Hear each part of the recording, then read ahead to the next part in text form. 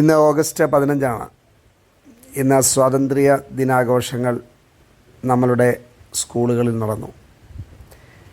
ഇന്ന് ബീട്ടയിൽ, പട്നയ്ക്കടുത്തുള്ള ബീട്ടയിലെ സ്വാതന്ത്ര്യ ദിന ആഘോഷങ്ങൾ കഴിഞ്ഞതിന് ശേഷം ഒരു കുട്ടിയോട് സംസാരിച്ചു, അഭിഷേകിനോട് സംസാരിച്ചു. അഭിഷേക് നമ്മുടെ സ്കൂളിൽ പഠിക്കുന്ന കുട്ടിയാണ്. അവന് ഒരു 2-3 വർഷങ്ങൾ മുൻപെങ്കിലും മുതൽ സ്കൂളിൽ പോയി തുടങ്ങേണ്ട കുട്ടിയാണെങ്കിലും അവൻ ഏതെങ്കിലും സ്കൂളിൽ തുടർച്ചയായി ഇതുവരെയും പോയിരുന്നില്ല. അവന് ഇംഗ്ലീഷ് എന്നല്ല ഹിന്ദി പോലും കൃത്യമായി എഴുതുവാനോ വായിക്കുവാനോ കഴിയുമായിരുന്നു എന്നുള്ളതിൽ സംശയമുണ്ട്.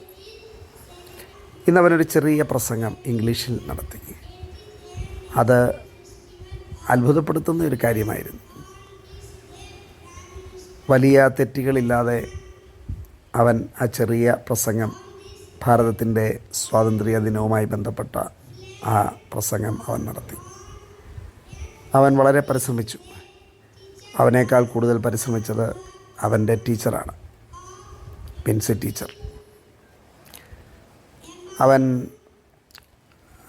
അതിനുശേഷം ചെറിയ റിഫ്രഷ്മെൻറ്റ്, ഇവിടെ കിട്ടുന്ന സമോസ പോലെയുള്ള ലിട്ടി, അതും പിന്നെ ഒരു മധുര പലഹാരം, അതും കഴിച്ചവിടെ നിൽക്കുമ്പോൾ അവനെ വിളിച്ചു. മോനെ, പേരെന്താണെന്ന് ചോദിച്ചു. അവനോട് ചോദിച്ചു, നിൻ്റെ പപ്പ എന്ത് ചെയ്യുന്നു?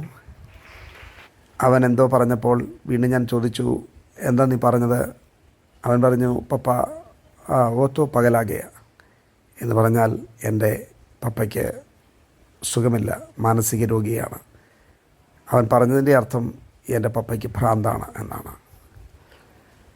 അവൻ ക്ലാസ്സിൽ വരുമ്പോൾ പലപ്പോഴും അവൻ ശ്രദ്ധിക്കാൻ കഴിയാതെ ജനലിലൂടെ വെളിയിലേക്ക് നോക്കിയിരിക്കുന്ന രംഗങ്ങൾ അവൻ്റെ ടീച്ചർ പറഞ്ഞു.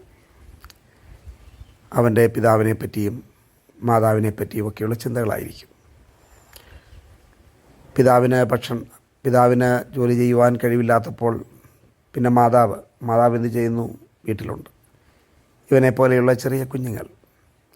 അപ്പോൾ വീട്ടിലെ ഭക്ഷണം, ഇവരുടെ വസ്ത്രം, വീട്ടിലെ അത്യാവശ്യങ്ങൾ, ആർക്കെങ്കിലും ഒരു ചെറിയ രോഗം വന്നാൽ അത്, പിന്നെ പല കടങ്ങൾ, അത് ആരിൽ നിന്നാണോ വാങ്ങിയത് അവരുടെ തുടർച്ചയായ ശല്യപ്പെടുത്തൽ, അതൊക്കെ ഈ കുഞ്ഞു മനസ്സിനെ എന്തുമാത്രം വേദനിപ്പിക്കുന്നുണ്ടായിരിക്കും. അതുകൊണ്ടൊക്കെയാണ് അവൻ ക്ലാസ്സിൽ വരുമ്പോൾ ചിലപ്പോഴൊക്കെ ഒന്നും ശ്രദ്ധിപ്പാൻ കഴിയാതെ വെളിയിലേക്ക് നോക്കിയിരിക്കും.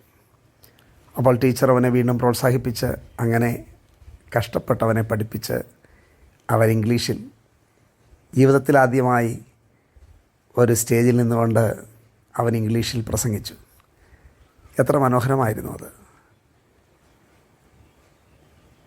പല കുഞ്ഞുങ്ങളുടെയും കഥ ഇങ്ങനെയൊക്കെയാണ്. അവരുടെ ജീവിതം മുഴുവൻ നല്ല സ്കൂളിൽ പഠിക്കുവാനുള്ള ഒരു അവസരം ലഭിക്കാതെ അത് നഷ്ടപ്പെട്ടു പോവുകയാണ്.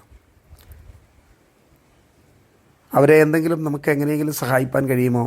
ഞങ്ങളിവിടെ വന്നപ്പോൾ ഞങ്ങളുടെ ആദ്യത്തെ സുവിശേഷ വേല തന്നെ ഒരു ചെറിയ സ്കൂളായിരുന്നു. 15-20 കുഞ്ഞുങ്ങൾ വരുന്ന ഒരു പള്ളിക്കൂടം. ഇപ്പോൾ ഞങ്ങൾ അതിനെ പേരിട്ടിരിക്കുന്നത് മുസ്കാൻ സ്കൂൾ എന്നാണ്. മുസ്കാൻ എന്ന് പറഞ്ഞാൽ പുഞ്ചിരി. നമ്മളുടെ ആഗ്രഹം ഈ കുഞ്ഞുങ്ങളുടെ മുഖത്ത് പുഞ്ചിരി വിരിയണം.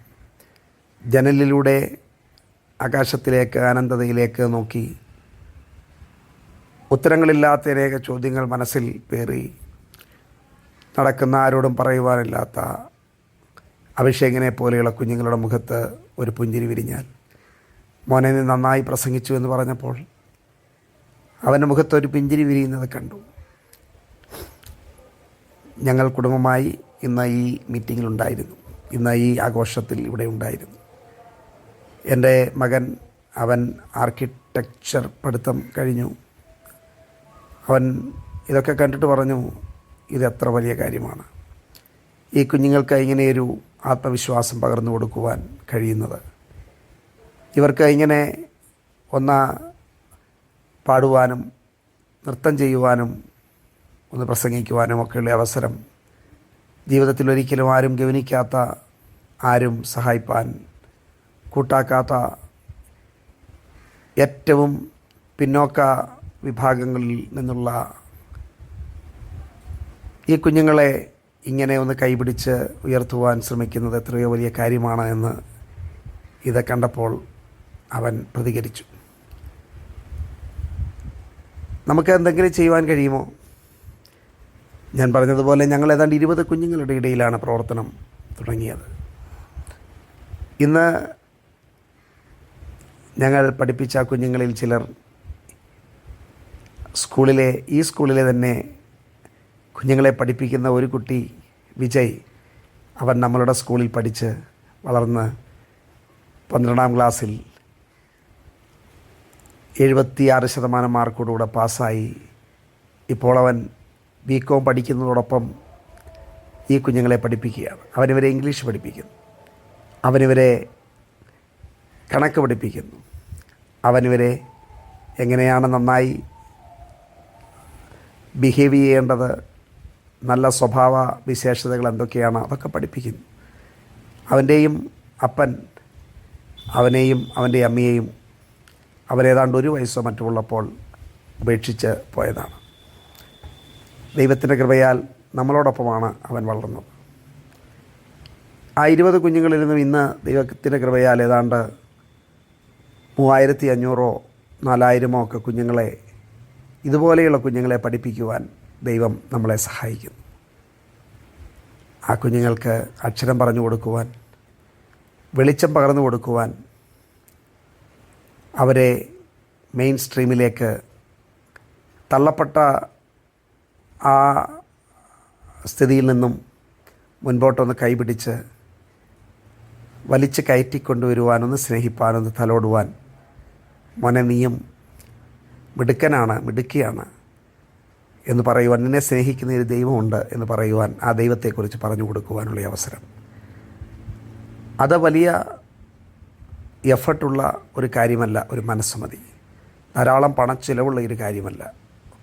ഒരു സ്കൂള്, ഒരു യൂണിറ്റ്, അതിൽ 15, 20, 25, 30 വരെ കുഞ്ഞുങ്ങൾ പഠിക്കുമ്പോൾ അതിനുള്ള ചിലവ് വെറും 3000 രൂപയാണ്. 3000 രൂപയിൽ ഏതാണ്ട് 30 കുഞ്ഞുങ്ങൾ വരെ ഒരു മാസം മുഴുവൻ എല്ലാ ദിവസവും 2 മണിക്കൂർ വീതമെങ്കിലും അവരെ പഠിപ്പിക്കുകയാണ്. ആ കുഞ്ഞുങ്ങൾക്ക് എത്ര വ്യത്യാസം! അതിൽ ചില സ്കൂളുകൾ 4-5 മണിക്കൂറുകൾ. പെട്ടെന്നാണ്, എത്ര വ്യത്യാസം! ഓടി നടന്നിരുന്ന ക്ലാസ്സിൽ 1 മിനിറ്റ് പോലും അടങ്ങിയിരിക്കാൻ കഴിയാതിരുന്ന കുഞ്ഞുങ്ങൾ ഇന്ന് അച്ചടക്കത്തോടെ ഇരിക്കാൻ തുടങ്ങിയിരിക്കുന്നു. 1 വർഷമേ ആയുള്ളൂ അവർ സ്കൂളിൽ വരാൻ തുടങ്ങിയിട്ട്. ഏറ്റവും വൃത്തിഹീനമായ രീതിയിൽ വന്നിരുന്ന കുഞ്ഞുങ്ങൾ ഇപ്പോൾ വൃത്തിയോടെ വരുന്നു. രാവിലെ എഴുന്നേറ്റാൽ ബ്രഷ് ചെയ്യുന്നതിനെപ്പറ്റി ഒന്നും ചിന്തിക്കാതെ ഇരുന്ന കുഞ്ഞുങ്ങൾ, ഒരു പേരൻറ്റ് ടീച്ചേഴ്സ് മീറ്റിങ്ങിൽ അമ്മ പറയുകയാണ്, എൻ്റെ കുഞ്ഞിന് നല്ല വ്യത്യാസമുണ്ട്, ഇപ്പോൾ അവൻ രാവിലെ എഴുന്നേറ്റാൽ പല്ല് തേക്കുന്നു. 7, 8, 9 വയസ്സുള്ള കുഞ്ഞിനെ പറ്റിയാണ് അമ്മ പറയുന്നത്. ഇന്ന് അവസരം കൊടുത്തപ്പോൾ 3 പേരൻസ് മുമ്പോട്ട് വന്നിട്ട് പറഞ്ഞു, ഞങ്ങൾക്ക് ലഭിക്കാതെ ഇരുന്ന അവസരങ്ങൾ ഈ കുഞ്ഞുങ്ങൾക്ക് ലഭിക്കുന്നു. വളരെ നന്ദി, ബഹുത് ധന്യവാദ്, ബഹുത് ധന്യവാദ്. പലതവണ അവരാവർത്തിച്ച് പറയുകയാണ്, ഞങ്ങളുടെ കുഞ്ഞുങ്ങളെ ഇത്രത്തോളം സ്നേഹിച്ച് ഇവരെ പഠിപ്പിക്കുവാൻ എത്രമാത്രം ബുദ്ധിമുട്ടാണെന്ന് ഞങ്ങൾക്കറിയാം. എന്നാൽ നിങ്ങൾ അത് ഇത്ര സന്തോഷത്തോടെ, ഇത്ര സമർപ്പണത്തോടെ ചെയ്യുന്നു. ബഹുത് ധന്യവാദ്, വളരെ നന്ദി. അവരുടെ ആ ഒരു ശബ്ദം കേൾക്കുമ്പോൾ അതെത്ര വലിയ ശമ്പളത്തേക്കാൾ നമുക്ക് സാറ്റിസ്ഫാക്ഷൻ, സംതൃപ്തി തരുന്നൊരു കാര്യം. അതിനപ്പുറത്ത് ദൈവവും പറയുന്നു, തീർച്ചയായിട്ടും പറയും, ബഹുതച്ച, ബഹുതച്ച, വളരെ നല്ലത്, വളരെ നല്ലത്. നമുക്കൊക്കെ 1, 2 കുഞ്ഞുങ്ങൾ മാത്രമല്ലേ ഉള്ളൂ. ഒരു കുഞ്ഞിനെ കൂടി ദത്തെടുക്കരുതോ? അവരെവിടെയെങ്കിലും ആയിരിക്കട്ടെ. ഒരു ജെസ്സി ആൻറ്റി വിളിച്ചിട്ട് പറഞ്ഞു, 2 കുഞ്ഞുങ്ങൾ ഞങ്ങളുടേതായി അവിടെ വളരട്ടെ, അവരെ പഠിപ്പിക്കണം, അവർക്ക് വേണ്ട സഹായങ്ങളൊക്കെ ചെയ്യണം. ആ കുഞ്ഞുങ്ങൾ, റോഷൻ, രവി, അവർ പഠിക്കുകയാണ്. നമുക്ക് ഇതൊക്കെ ചെയ്യാൻ കഴിയുന്നതല്ലേ? ഒരല്പം മനസ്സ് വേണം. ഇതിനെപ്പറ്റി അറിയണം. ശരിയാണ്, പലപ്പോഴും നമുക്ക് ഇങ്ങനെയുള്ള സാധ്യതകൾ അറിയില്ല. അപ്പോൾ നമുക്ക് തീരുമാനിക്കാം, നമ്മുടെ കുഞ്ഞുങ്ങളോടൊപ്പം മറ്റു ചില കുഞ്ഞുങ്ങളും കൂടെ പഠിക്കട്ടെ, വളരട്ടെ. അവരുടെ മാതാപിതാക്കൾ പറയട്ടെ ബഹു ധന്യവാദ്, ദൈവം പറയട്ടെ ബഹുത് അച്ഛ, വളരെ നല്ലത്. God bless you.